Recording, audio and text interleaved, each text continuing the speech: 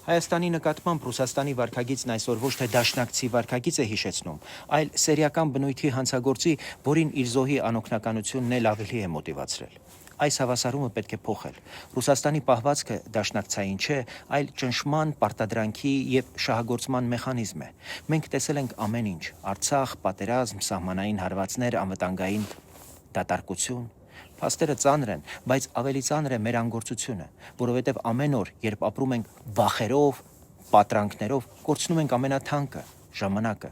Հապկը մեր սահմանը պահելու համար չէ, ԵԱՏՄ-ն մեր տնտեսությունը զարգացնելու համար չէ, մեկը կառուցված է մեզ ռազմաքաղաքական կախվածության մեջ պահելու համար, մյուսը մեր տնտեսությունը կապանքներով կառավարելու։ Իսկ պատրանքը միշտ նույն գինն ունի, մեզ հեռացնում է իրականությունից եւ կտրում մեր քրիտիկական կարողությունների կառուցումից։ Պետք է դուրս գանք զոհի հոգեբանությունից, տեր կանգնենք մեր երկրին, մեր սահմաններին եւ մեր ազատությանը։ Ոչ մի հովանավորություն չի արժի անկախության գինը։ Պետությունը չվախենալու մասին է։ Պետությունը ամենավատ սցենարին պատրաստ լինելու մասին է։ Բանակ, դիվանագիտություն, տնտեսություն, ինստիտուտներ։ Պետությունը համարձակ եւ պատասխանատու որոշումների մասին է։